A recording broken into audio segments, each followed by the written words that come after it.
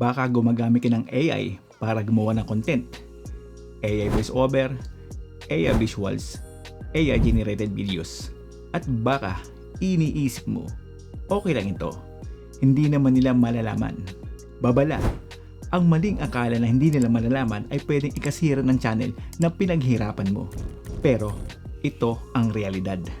May mga paraan ang mga platform tulad ng YouTube para ma-identify o ma-review ang AI-generated na content. Hindi ito hula. Hindi rin ito 100% confirmed system. Pero may technical basis. At sa video na ito, ipapakita ko sa iyo mga possible technologies at policies na ginagamit para ma-detect o ma-manage ang AI content step by step para hindi ka magkamali at hindi malagay sa risk ang channel mo. Unang layer, watermarking.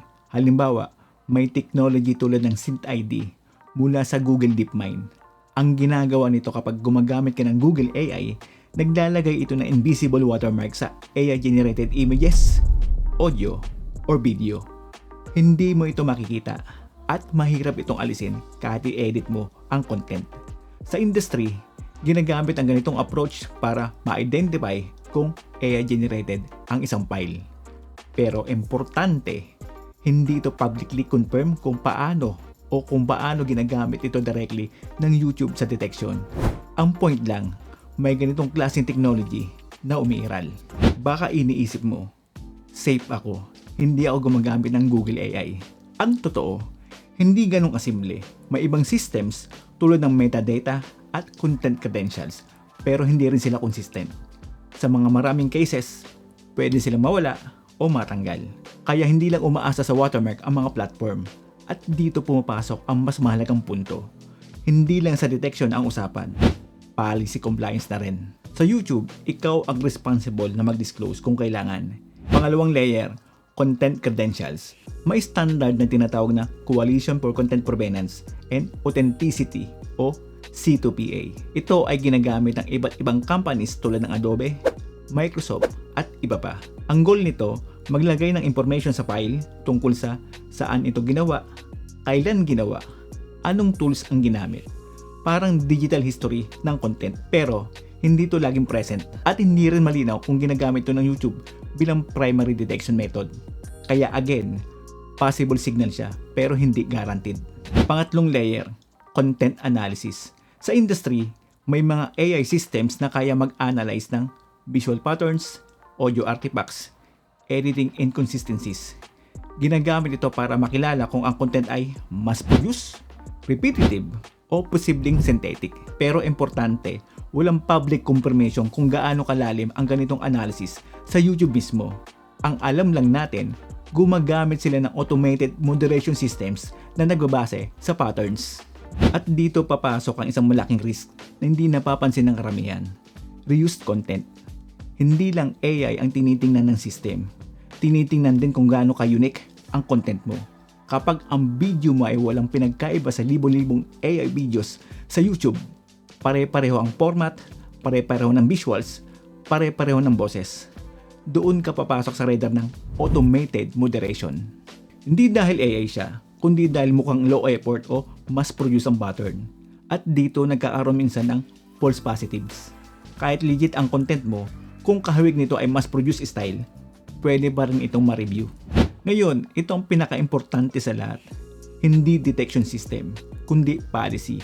Sa YouTube, may requirement na ma-disclose ka kapag ang content mo ay may realistic AI-generated na tao o event, may AI na boses na gumagaya sa totoong tao, o may binagong real footage na pwedeng makapanlin lang. Kapag hindi mo dineclare, posibleng magkaroon ng issue kahit hindi ka na-detect ng system. Rule of thumb, kung pwedeng mapagkamalang totoo ng viewer ang AI-generated mo, mag-disclose ka. Pero tandaan, walang penalty sa pagiging transparent. May isa pang factor na hindi masyado napag-uusapan, human signals. Hindi lang tinitingnan ng system ang video mo. Tinitingnan din kung paano ito tinatanggap ng viewers. Halimbawa, may nagko-comment ba? May interaction ba? May variation ba sa bawat content mo? Kapag ang channel mo ay mukhang automated, pare-pareho ang upload, pare-pareho ang style, walang human presence, mas mataas ang chance na ma-review ang channel mo. Hindi ito official rule, pero ito ang observable pattern sa mga maraming cases. Sa madaling salita, hindi lang ano ang content mo, ang importante kundi paano ito na-appreciate ng tao. Ngayon, ito ang tanong, pwede bang gumamit ng AI safely? Ang sagot, oo, pero hindi pure automation. Ang pinaka-safe na approach ngayon ay AI plus human hybrid. Meaning, gumagamit ka ng AI for assistance pero may human input pa rin. Halimbawa, ikaw ang nag-explain kahit may AI visuals. Ikaw ang nag-edit ng flow. Ikaw ang nagbibigay ng opinion o experience. Kapag may human layer ang content mo, mas nagiging unique at mas mababa ang risk na magmukhang mass produce. Hindi goal ang iwasan ng AI. Ang goal, gamitin ito na may control. Ngayon, pag-usapan natin ang pinakadelikado. Hindi lahat ng AI content ay risky. Pero may mga patterns na talagang mataas ang chance na ma-plug sa YouTube. Una, AI clone na boses ng totoong tao. Lalo na kung ginagaya mo ang isang kilalang creator o public figure.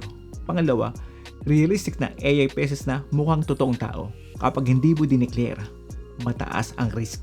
Pangatlo, fully automated content. Zero human input. Upload lang ng upload. Pang-apat, repetitive format. Pare-parehong script, pare-parehong visuals, pare-parehong structure. Kapag pinagsama-sama mo ang mga yan, doon nagiging high risk ang channel mo. Hindi dahil bawal ang AI, kundi dahil mukhang low effort o misleading ang dating. May mga creators na nag-share ng experience nila na na-plug o na-demonetize kahit hindi nila agad maintindihan ang dahilan. Sa ilang cases, sinabi nila na posibleng dahil sa patterns ng content nila kahit hindi AI generated. Pero mahalagang tandaan, hindi publicly confirm ang exact dahilan sa bawat cases. Ang takeaway dito, hindi perpekto ang automated moderation. At minsan, kahit legit ang content, pwede pa rin ma-review o ma-plug. Pero may appeal process at maraming creators ang nakakabawi. So ano dapat mong gawin? Una, i-review ang content mo. Kung gumagamit ka ng AI, check kung kailangan ng disclosure. Pangalawa, maging transparent. Mas safe ang over-disclosure kaysa kulang. Pangatlo, iwasan ang high-risk content, lalo ng mga realistic na AI faces or clone voices. Pang-apat, huwag umasa sa hindi nila malalaman. Kasi hindi mo kontrolado ang system, pero kontrolado mo ang compliance mo. Kung nakatulong sa iyo ang video na ito, mag-like at subscribe ka na para hindi ka mapag-iwanan sa mga bagong rules ng YouTube. Sa tingin nyo ba, dapat bang lagyan ng AI level ang lahat ng AI generated videos kahit hindi ito mukhang totoo? Comment below. Anong isang bagay na natutunan mo dito? See you sa next upload.